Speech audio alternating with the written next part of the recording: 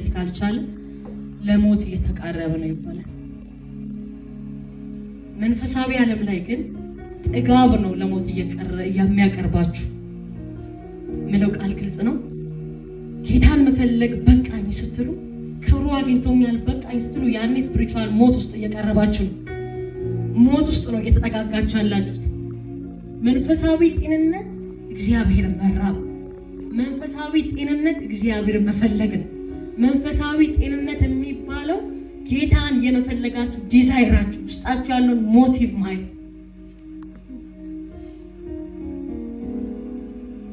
ሰው ተርቦ በቃኝ ሊል ይችላል። ምግብ ብቻ እንዳይመስላችሁ የእግዚአብሔርንም ክብር ቢሆን በቃኝ አግኝቶኛል የዛሬው ካውንተር በቃኝ ብሎ ሊወጣ ይችላል። በቃኝ ብሎ ከጸሎት መንበርከኪያ ስፍራው ሊነሳ ይችላል።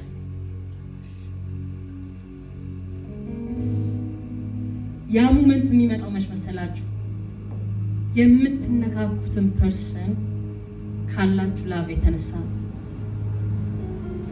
በጣም የምትወዱትን ሰው አግኝታችሁ እንደማትረኩ ረጅም ሰዓት እያወራችሁ መለየት ይከብዳችኋል። ስለዛ በፍጹም መለየት ይከብዳችኋል። ቢኮዝ እነዛን ፐርሰኖች ተወዷችኋላችሁ። ከነሱ ጋር መቆየት ትፈልጋላችሁ። ሆሊ ስፒሪት ጋር ፍቅር ሳይኖር መፈለግ ብቻ ካለ፣ መውደድ ሳይኖር ረሃብ ብቻ ካለ ሰሞነኛ ብቻ ያደርጋቸዋል።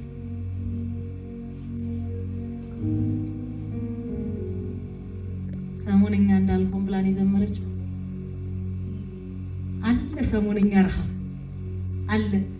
የሆነ ሞመንት ላይ ኢትዮጵያ ስርዋድ በጣም ሩጫ ሰቅለው ሜዳሊያ ሲሸለሙ ዋንጫ ሲሸለሙ ህዝቡ እንዳለ ከሰፈሩ እስከ ውቂት ከእንትን እስከ እንትን ሯጭ ነው የሚሆነው። የሆነ ሞመንት ደግሞ ነበር ዘማሪዎች በሀሽም ግሎሪ ሲገለጥባቸው ክሩሴዶች ላይ ሲመጡ ምናምን ሁሉም ሰው ዘማ፣ ሁሉም ሰው አለ። የሆነች ሞመንት እኮ አለ አትሞስፌር ይዞ የሚመጣ ሲዝናል የሆነን ይዞ የሚመጣ ነገር አለ። ዘመን ተሻጋሪ ረሃብ ያለው ግን ሆሊ ስፒሪትን ከመውደድ እግዚአብሔርን ፈልጉታል ትጸናላችሁ። ሁልጊዜ ፊትን ፈልጉ።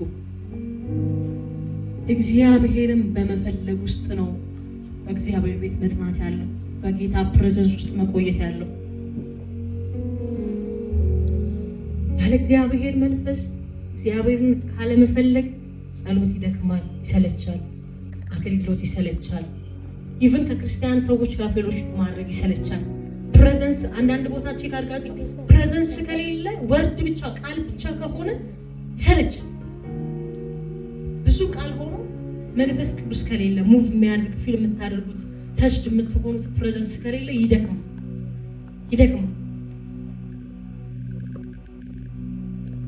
ዳዊት እግዚአብሔርን ፈልጉታል። ለምን ትጸናላችሁ? አትወድቁም። ጌታ ፊት ሆናችሁ አትወድቁም።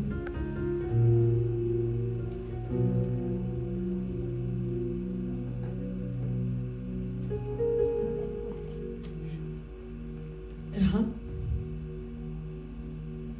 የሰውን ዴስቲኒ ይቀይራል። መመኪያ ያስጥላል። ረሃብ የምትመኩበት ጉዳይ በሙሉ ያስጥላችሁ። ክብር የምትሉት ለለት ጉዳይ አይኖራችሁ። እግዚአብሔር ስትራቡት የእናንተ ክብር ያስጥላችሁ። ዳዊት ወዶ ነው እንዴ ህዝብ ፊት እርቃኑን እንዲያሸበሽ የሚያደርገው? ወዶ ነው እንዴ? አይደለም። ምድረ በዳ ላይ የሚራበውን መንፈስ ቅዱስ ያቀዋል። ይሄ ፌክ አይደለም። ሆሊ ስፒሪት ሲባል ፌክ አይደለም። እሱ ጋር ሊያመልክ ሲመጣ ትዝ የሚለው ኢማጂን የሚያደርገው ምድረ በዳው አባት ነበረኝ፣ የወለደኛ አባት ነበረኝ። ከወለደኛ አባት በላይ ግን እንደ አባት እየመከረ ካራክተሬን የሰራ ግን መንፈስ ቅዱስ አብሮ ምድረ በዳ ላይ ነበር። ጓደኞች ነበሩ።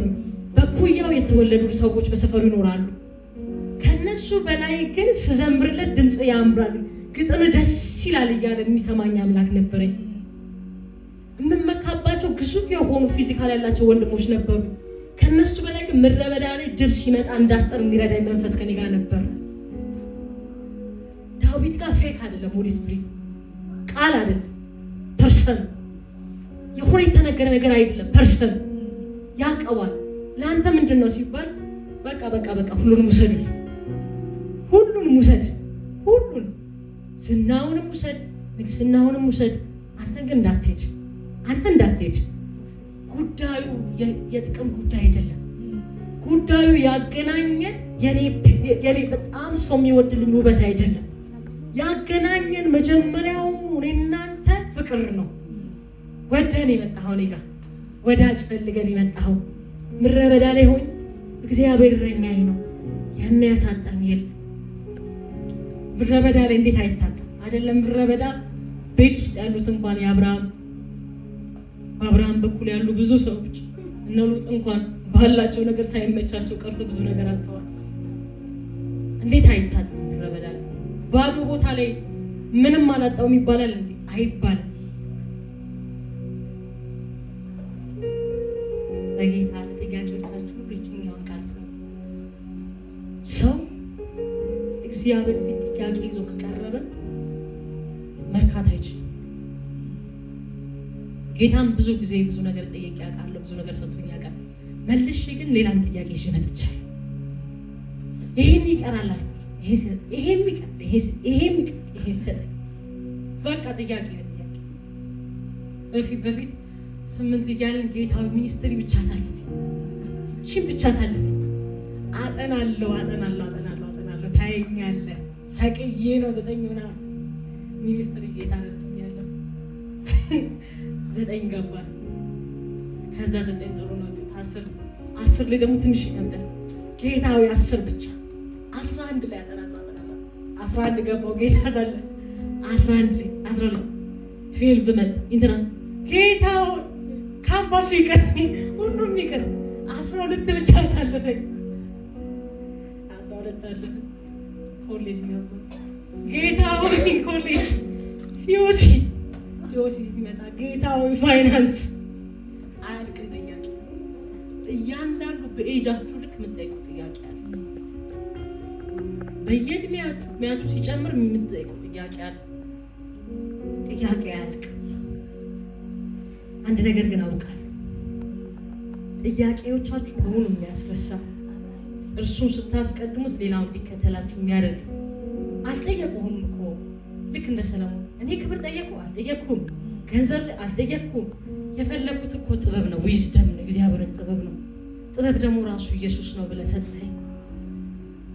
አንተ ጥበብ ነው ብለህ የሰጠኸኝን ኢየሱስ ከተቀበልኩ በኋላ በእኔም ዘመን ከኔም ዘመን በኋላ ከኔም ዘመን በፊት እንደኔ አይነት ጥበበኛ እስከማይኖር ድረስ አድርጋ አስነሳኸኝ።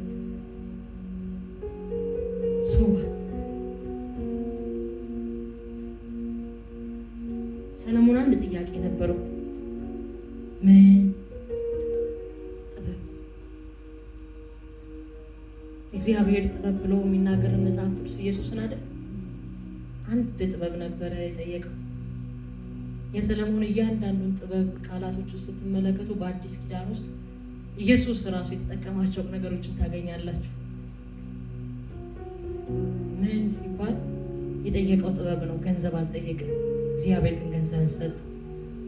የጠየቀው ጥበብ ነው፣ እግዚአብሔር ግን ዝናን ሰጠ። በጣም የተዋበ ቤት፣ የተዋበ ነገር ሰጠው። የጠየቀው እኮ አንድ ነው።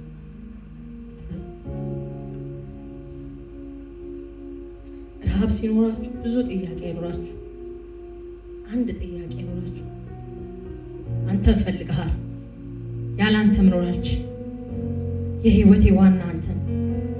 አማራጭ እንዳለው ሰው አይደለም በጌታ የምጠይቀው፣ በፍጹም አማራጭ እንደሌለኝ። አማራጭ ኖሯችሁ ጌታ የምትጠይቁት ከሆነ ለረሃባችሁ ልክ ነው እግዚአብሔር የሚመልስላችሁ። እግዚአብሔር ሁሉ ጊዜ ረሃብ ስለሚያይ እነ ፒተር ኢየሱስ የተቀበረበት መቃብር ጋር ሮጠው መጡ። አዩት፣ መቃብሩ ባዶ ነው። አማራጭ ነበራችሁ። ምን? ሮጦ ሄዶ አሳ ማጥመድ። ስለዚህ ተውትና እየሮጡ ሄዱ። ማርያምስ አማራጭ የላት። ሄዳ እንደ ቀድሞ ማድረግ አትችልም። የነካት ፍቅር አለ፣ የነካት ረሃብ አለ፣ የነካቸው ኢየሱስ አለ። ረቡኒ ብላ የምትጠራው ማንም ሰው በማይጠራው ቃል የምትጠራው የፍቅር ቃል አላት። ሰው በፍጹም አማራጭ የላትም። መልአክ ቢመጣ ራሱን ያልሄድም አማራጭ የለኝም። እነ ጴጥሮስ አማራጭ አላቸው፣ ሮጠው ሄደው ያጠምዳሉ። እኔ አማራጭ የለኝም። ወደ ቀድሞ ቤቴ መመለስ አልፈልግም። 7 አጋንንቶች ተመልሰው እንዲሰፍሩብኝ የምመለስበት ቤት የለኝም። ረሃብ ግን አለኝ። አማራጭ አንተ ነህ። ብትሞትም አንተ ጌታዬ ነህ። ምክንያቱም ከ7 አጋንንት ያስወጣህልኝ ተመልሼ ብሄድ 7 እጥፍ ሆኖ ይገባብኛል። ስለዚህ አማራጭ የለኝም። ጨለማ ከሚገዛኝ እዚሁ ሬሳው አጠገብ ቁጭ ብዬ ጌታዬ ጌታዬ ባለቅስ ያዋጣኛል። ለምን ሲባል የተነካካችሁ ፍቅር አለ። እነ ጴጥሮስ ፍቅር ያውቃሉ። ኢየሱስ መጣና እንደዚህ ያለው ዮሐንስ ወንጌል ምዕራፍ 20 ላይ ከነዚህ ይልቅ አብልጠህ ትወደኛለህ አለ። ኢየሱስ ከሙታን ከተነሳ በኋላ ምን ማለት እንደሆነ ልንገራችሁ። ኖርማል አንበበን ነው አይደል? ይሄን ቃል የምናልፈው። ጴጥሮስን ከነዚህ ይልቅ አብልጠህ ትወደኛለህ አለ። ኢየሱስን ከማግኘቱ በፊት ኢየሱስ ከሙታን ተነስቶ ከመገናኘቱ በፊት ኢየሱስ እንደሞተ ሲሰማ ፒተር ከሱ ጋር የተወሰኑትን ይዞ አሳ ሊያጠምድ ሄዷል። አማራጭ አለው ስራ ይዟቸው ሄዷል። ኢየሱስ ግን ከሙታን ከተነሳ በኋላ መጣና ወደ አሳ በሚያጠምዱበት ስፍራ ላይ ልጆች አላቸው፣ የሚበላ እንጀራ የሚበላ ነገር አላችሁ ሲላቸው፣ ከዛም በኋላ ዘወር ብሎ አዩ። ሌሊቱን ሙሉ ስንለፋ ያደረው ምንም የለን። መረብ ጣስ ዞር አለና ጌታ እኮ ነው አለ። ለምን ሲባል ይሄንን ቃል ያቀባል። መጀመሪያ ጴጥሮስን ያገኘው መረብን ጣል ብሎት ነው። የተገናኘበት ስፍራ ላይ ተመልሶ አማራጭ ብሎ የሄደበት ስፍራ ላይ ነው ኢየሱስ መጥቶ ድጋሚ ያገኘው። ማርያም አማራጭ የላት። ለዛ ነው ኢየሱስ ወደ አባቱ ሳያርግ በትንሣኤ አካል ተገለጠላት። ረሃብ ምን አይነት ፓወር እንዳለው እንድታዩ ነው። አማራጭ የላት።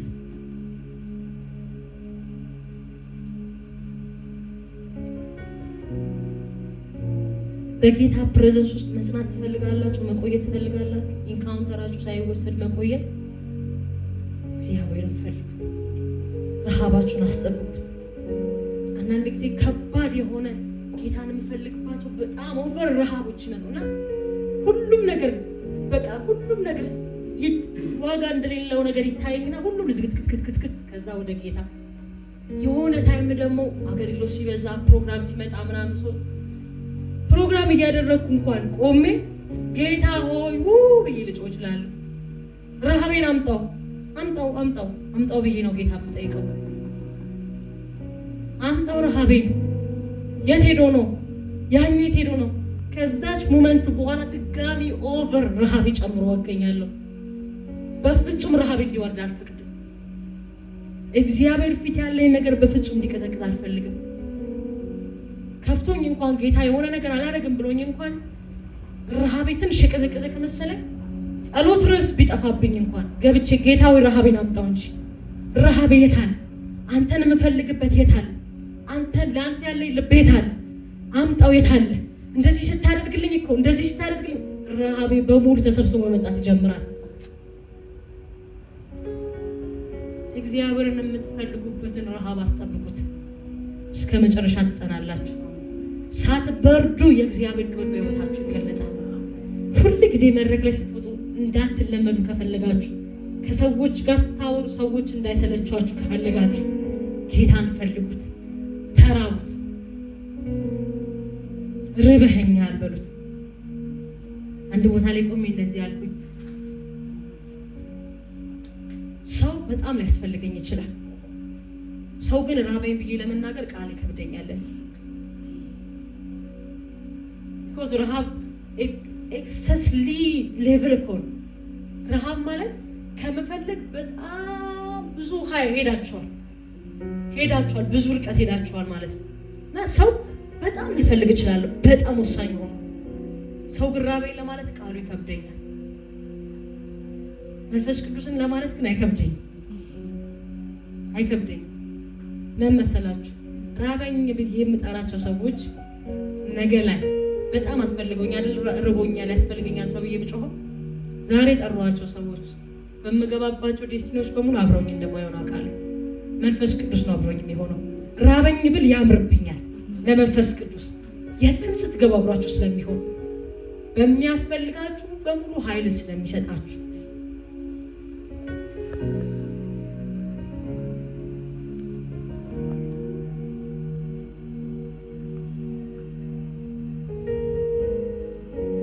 እግዚአብሔርን ፈልጉት ትጸናላችሁ። ሁልጊዜ ፊቱን ፈልጉት። ጽናት የአንድ ቀን ጉዳይ አይደለም። ጽናት የአንድ ቀን ጉዳይ አይደለም። ሰው አንድ ቀን ብቻ ጌታ ፊት ቆይቶ ጸናው ሊል አይችልም። ጽናት የኤቭሪዴይ ሁል ጊዜ የምታደርጉት ቆይታችሁ ነው። እኔ ለራሴ እግዚአብሔር ፊት ጸንቻለሁ፣ በፕሬዘንሱን እየፈለኩ ረሃቤን አስጠብቄያለሁ የምልባቸው ጊዜያቶች አንድ ጊዜ ጸልዬ የተነሳሁባቸው ጊዜያቶች አሉ። ተደጋጋሚ ዛሬም ጌታን ስፈልግ፣ ነገም ስፈልግ፣ ከነገ ወዲያም ስፈልግ እንደዚህ ያልኩኝ ኢንካውንተር ካገኘ ቀናቶች በኋላ አመታቶች እየተቆጠሩ መምጣት ጀመሩ። ጽናት የየዕለት ዕለት ፕሮሰስ ነው። እግዚአብሔርን መፈለግ በሉ እስኪ። እግዚአብሔርን መፈለግ ክብር አለው። ክብር አለው። ማድረጋቸው ጉዳዮች ላይ በሙሉ ጌታን ማስገባት ደስ ስለሚለኝ ያስገባዋለሁ። በዚህ ሳምንት ላይ በጣም አንድ ጉዳይ እንዲያልቅ የምፈልገው ጉዳይ ነበርና ብዙ ሺህ ብር ነው ያስፈልገው ለዛ ጉዳይ ነው። ሳይ ምንም የለም፣ ማታ ሆነ ምንም የለም፣ ነገሩ ነገ ነው የሚሆነው፣ ምንም የለም። ከዛ ማታ ላይ ባባ ነው ብሎ መንፈስ ቅዱስና እሺ ያልቃል ብለኸኛል፣ እኔ ምንም አያገባኝ እንደዚህ ነው ማውራት ጀስት ፍሬንድሊ ስለሆነ ምንም አያገባኝ፣ ምንም ጉዳይ አስጨርሰው ነጋ፣ ምንም የለም። በማለዳ ግን ሆሊ ስፒሪት አንድ መዝሙር ብቻ ወደ ልብ ያመጣል። በአንድ ቃል በሁለት ፊደል እግዚአብሔር በቃ ብሏል ሲል ተነሳው። ምንም የለም፣ ስልክም ለመደወል አስብ ምን ሆሊ ስፒሪት ያልቃል ብለኸኛል፣ ደግሞ እንዲያልቅ ፈልጋለሁ፣ አንተ ራሱ ባተር እንዲያልቅ ፈልጋለሁ ይሄ ጉዳይ። ስልኬን ከፈትኩኝ፣ መዝሙር ከፈትኩኝና መዝሙረ ዳዊትን ቁጭ ብዬ ማጥናት ጀመርኩና ሆሊ ስፒሪት አንድ ቪዚት ማመጣል፣ ይሄን አድርግ ያለ ያንን ነገር አደረኩ። ደወልኩ። እስከ 6 ሰዓት ድረስ ይሄን ፈልጋለሁኝ አልኩኝ። ኦኬ እሺ እስከ 6 ሰዓት ምንችል ከሆነ አዘጋጅልኝ ብራዘርን አልኩኝ። እሺ የለም እያለ ነው የዘጋው። 6 ሰዓት አይደለም 3 ሰዓት ላይ ደወልኩኝ። 30 ደቂቃ ሞላው። እኔና ውሰጂ ያለኝ ደውሎ ማለት ነው። ድሮም እኮ ብለኸኛል እኮ እያልኩኝ ነው ከመንፈስ ቅዱስ ጋር እያወራን ያለው። በጣም ዲፕሊ ፌሎሺፕ ሲኖራችሁ ከሆሊ ስፒሪት ጋር ክሎዝ ልትሆኑ የማይገባበት ጉዳይ አይኖረውም፣ የማይገባበት ነገር አይኖረውም። ነገራችሁ ሁሉ ላይ ጌታ መሆን ይፈልጋል። እግዚአብሔርን የምንፈልገው ለአገልግሎት ብቻ አይደለም። በጣም ይሄን በደንብ አድርጋችሁ ስሙ። ጌታን የምንፈልገው ለመድረክ አይደለም። ለመድረክ ከሆነ መድረኩ ቢቀርብኝ ይሻላል። ጌታን እየፈለጉ ጓዳ ብቆይ ለመድረክ አይደለም የምፈልገው። እግዚአብሔርን የምፈልገው ለህይወቴ ነው። ጌታን የምራበው ለህይወቴ ነው። እግዚአብሔር ፊት ክርስቲያን ህያው ነው የሚባለው ጌታን ሲፈልግ ብቻ ነው። በደንብ አድርጋችሁ ስሙ። በጌታ በኢየሱስ ክርስቶስ ማመን የእግዚአብሔርን ህይወት እንድንካፈል ትንሣኤ እንድናገኝ ነው የሚያደርገን። ጌታ ግን ህያዋን ናችሁ ብሎ ቴስቲሞኒ የሚሰጣችሁ ጌታን ስትፈልጉት ነው፣ ፕሬዘንሱ ስትገኙ ነው። ዝቅ ሲል አለች እግሬ ስር ናት፣ ህያው ናት ለመባል ማለት ነው።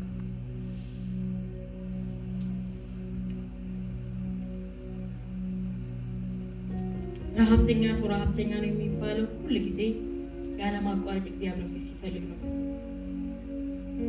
እግዚአብሔርን አንድ ጊዜ ብቻ እንድንፈልገው አይፈልግም። አንድ ጊዜ ብቻ ጌታን ፈልገ ነው ከልባችን እኮ ነው ፈልገ ነው እንድናበቃ አይፈልግም። እግዚአብሔር ሁል ጊዜ መፈለግ የሚፈልግ አምላክ፣ ሁሌ መፈለግ ይፈልጋል። ዛሬ ፈለጋችሁ ነገም ይፈልጋል።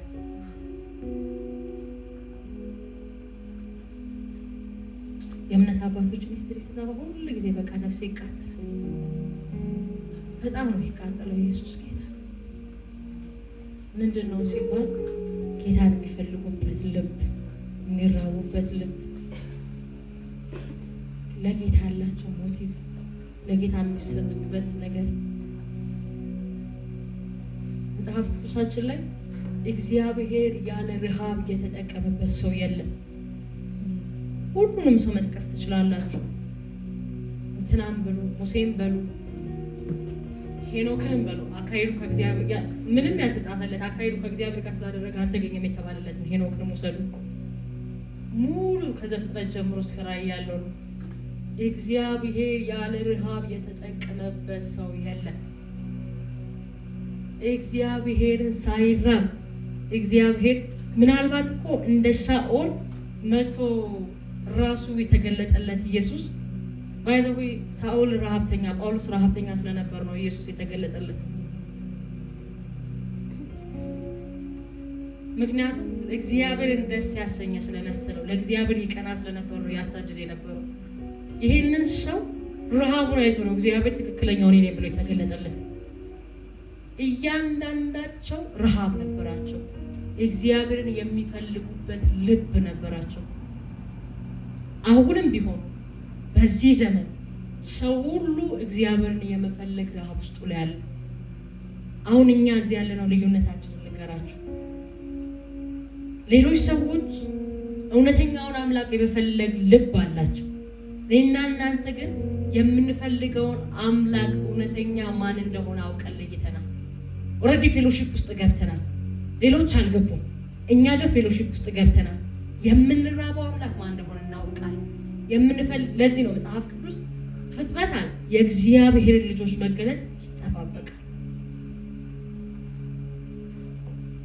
ከእግዚአብሔር ጋር ፌሎሺፕ የሚያደርጉ ከእግዚአብሔር ጋር የሚነካኩ እነሱ ተነካክተው የሚያነካኩ እነሱ ተች ተደርገው ሌላውን የሚነኩ እግዚአብሔርን ተች በጌታ መነካት፣ ጌታን መፈለግ፣ ጌታን መራብ ተራነት አይደለም። እግዚአብሔርን መራብ ተራነት አይደለም። እግዚአብሔርን መፈለግ መቅለል አይደለም።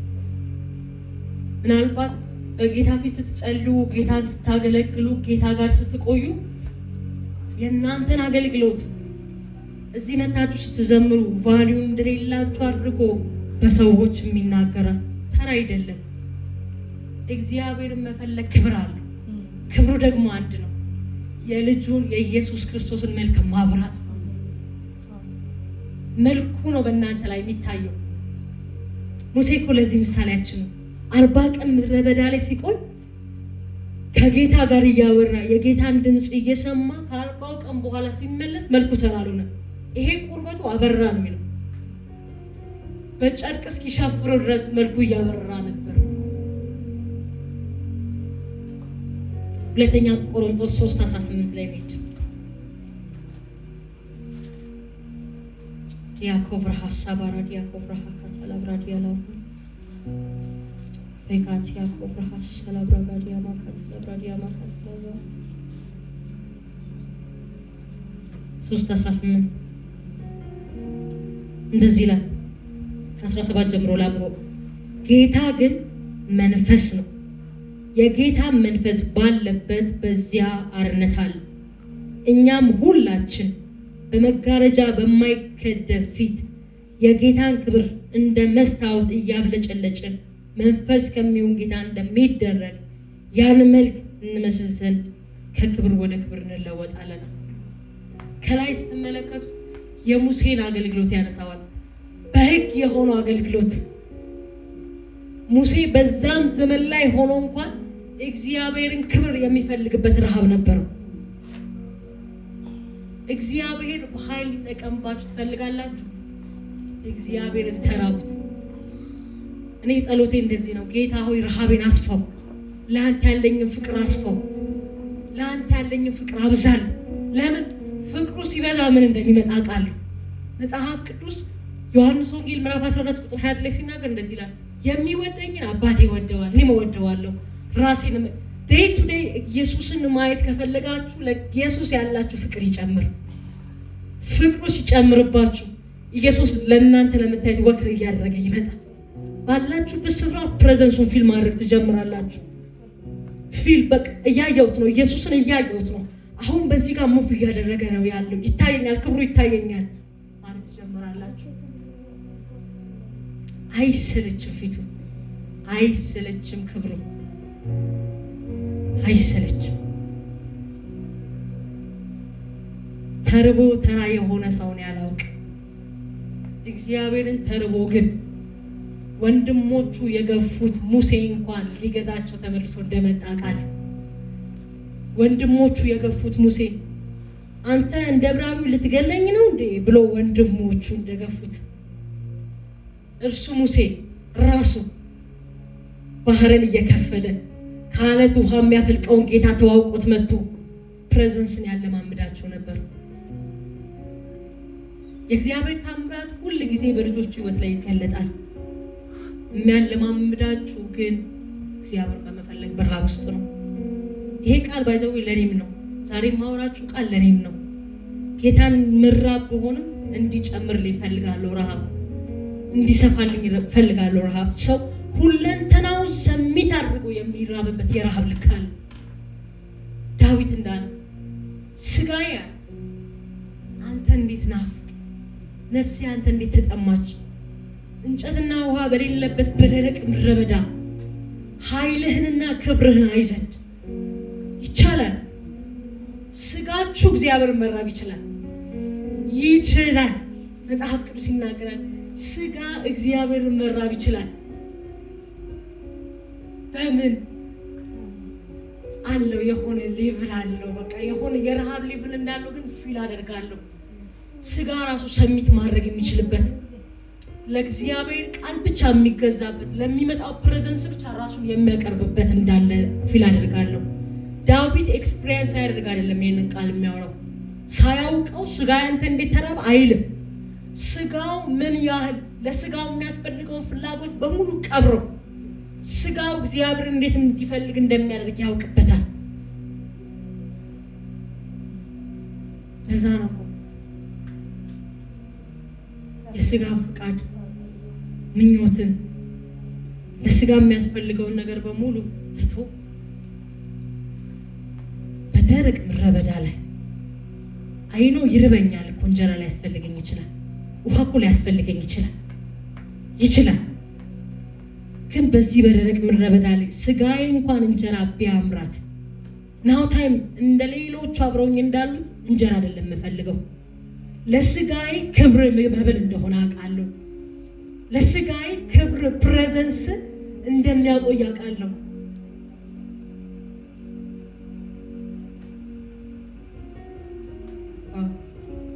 ዳዊት የዳዊት የአደጋ ጊዜ ተጠሪ መንፈስ ቅዱስ ነበር። መታወቂያዎቻችን ላይ ሁላችንም አለናል የአደጋ ጊዜ ተጠሪ ስም እና ስልክ። የዳዊት የአደጋ ጊዜ ተጠሪ መንፈስ ቅዱስ ነበር። ምድረ በዳ ላይ ሲሆን የሚጠራው መንፈስ ቅዱስ ነው። ሲገባም ንግስናው ላይ መንፈስ ቅዱስ ነው። ኤቭሪ ቦታ ላይ ሲገባ ተጠሪ መንፈስ ቅዱስ ነው። አለው ብሎ ይመጣል። ኢየሱስ ጌታ ነው። አሜን አሜን አሜን አሜን። የኛ መንፈስ ቅዱስ ተጠሪ ነው። ኢየሱስ ጌታ ነው። ሃሌሉያ። አለው ብሎ እጅ አውጥቶ ይመጣል። ልክ ንጉስ ጋር ሲገባ የለም በቃ ለመዋጋት የሚሆን ልብስ የለውም። ለሱ ልክ የሚሆን የለም። ሳኦል የራሱ ልብስ ነው ያለው። ነገር ግን አንበሳና ድብ ገነጣጥን ነበር ሲል በልጅነቱ በዛ ንጉስ እንዲያምነው የሚያደርግ ተጠሪ አለው።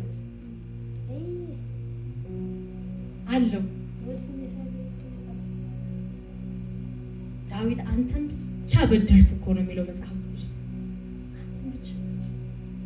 አጥፍቶ ኃጢአት ሰርቶ እንኳን ተጠሪው ጋር ነው የሚለው የአደጋ ጊዜ ተጠሪ። አንተን ብቻ በደልኩኝ እኮ አንተን ብቻ ነው የበደልኩት።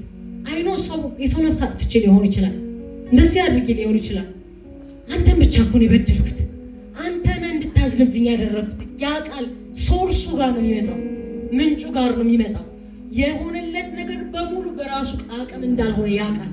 ቤተሰቡም ለንግስና የተመረጠ ቤተሰብ እንዳልሆነ ያውቃል። እግዚአብሔር ግን የዘላለምን አጀንዳ በዳዊት ውስጥ አደረገ። ልቡን አይቶት ሲዝኑን አይቶት እንደዚህ ይላል መጽሐፍ።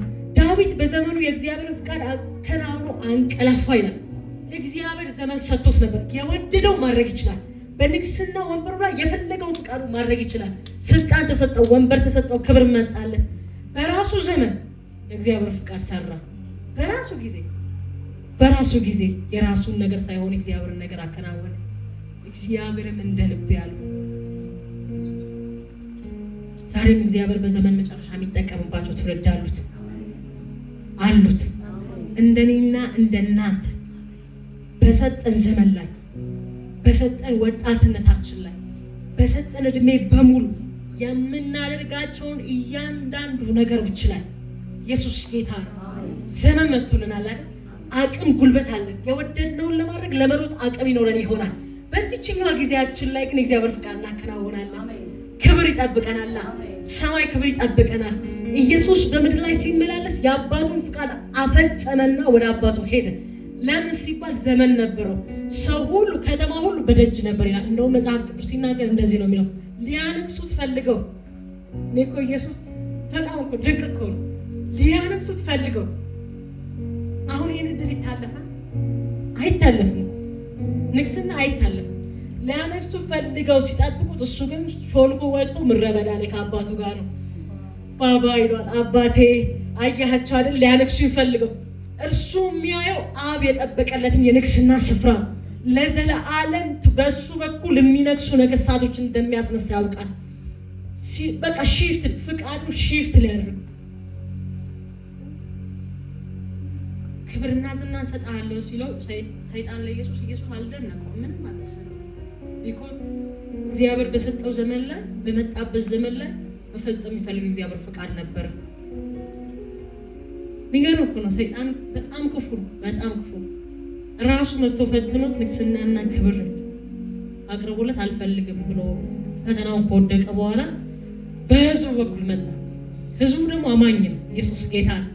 በህዝቡ በኩል ህዝቡ እንዲያነግሰው ኢየሱስ በንግስና በኩል እንዲያልፍ ሞቱን እንዲተው እንዳይሰቀል በህዝቡ በኩል ሲመጣ ኢየሱስ ግን ሚሽኑን አይተው ሄዶ ይንበረከክና ያወራ ነበር። ሌሊቱ ሙሉ ይጸልይ ነበር።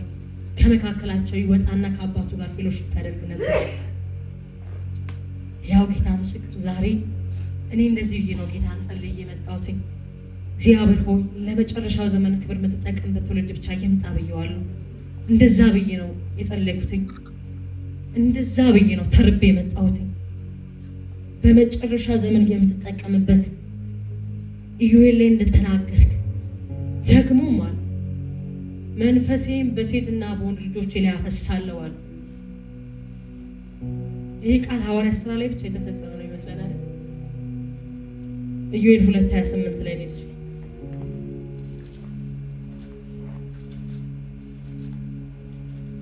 ሻባካታ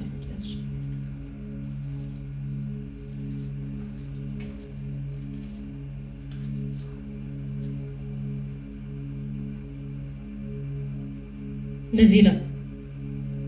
ከዚህም በኋላ እንዲህ ይሆናል፣ መንፈሴም በስጋ ለባሽ ሁሉ ላይ አፈሳለሁ።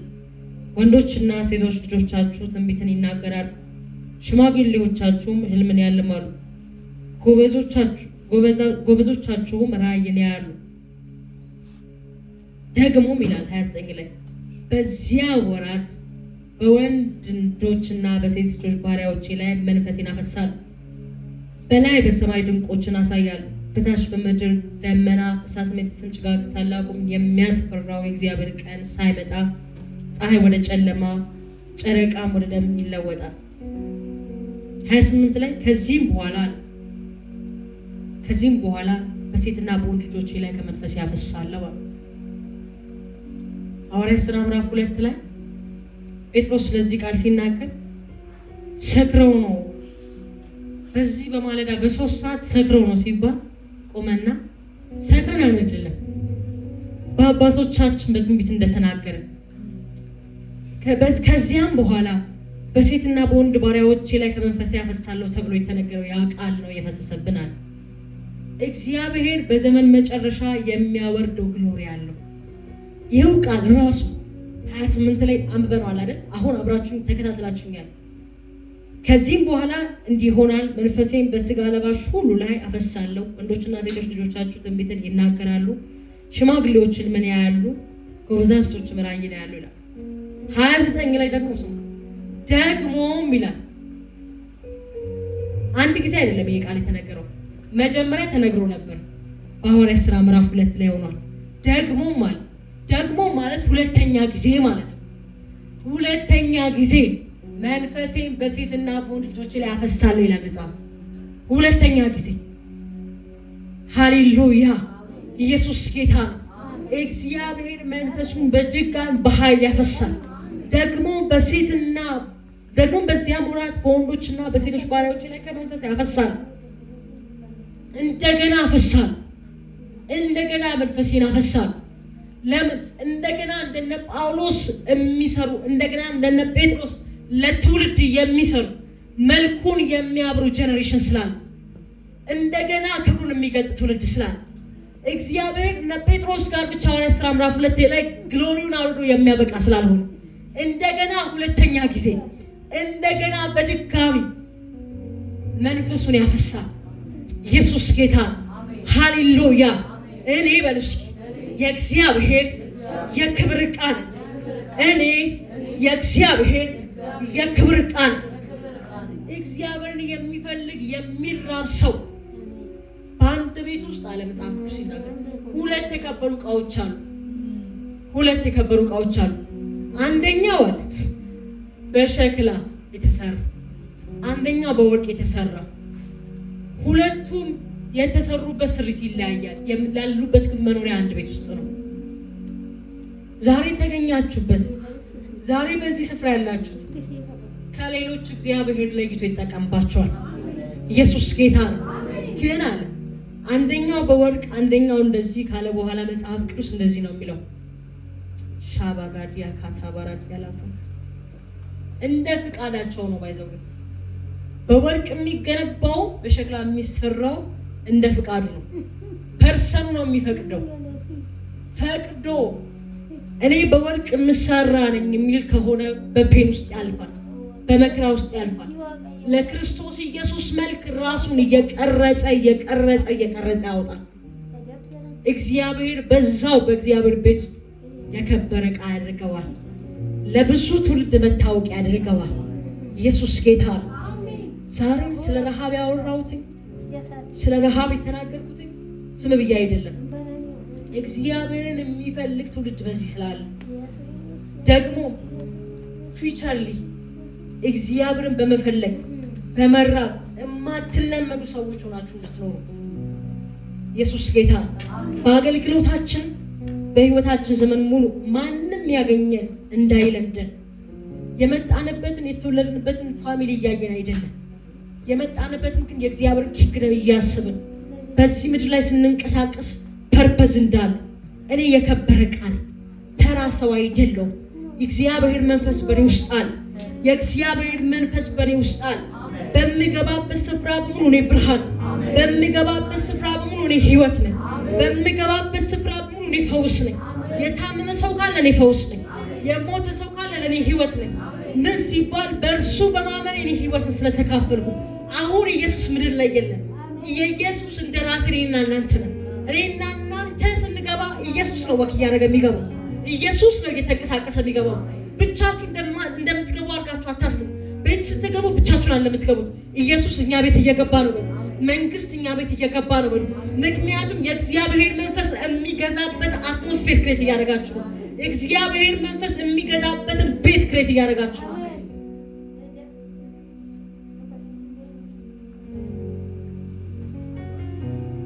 ቀና ብላችሁ ኢየሱስ ጌታ ቀና ብላችሁ ምንም ሳትፈሩ እግዚአብሔር በእናንተ ውስጥ ስላለ ኢየሱስን ይዛችሁ ስለምትንቀሳቀሱ መልኩ በእናንተ ላይ ስላለ እናንተን እያየ አጋንንት ይውደቅ። እናንተን እያየ ጨለማ ከእናንተ ብርሃን የተነሳ ስፍራ ይልቀቅ። እናንተን እያየ በእናንተ ውስጥ የእግዚአብሔር ኪንግደም መንቀሳቀስ ይጀምራል።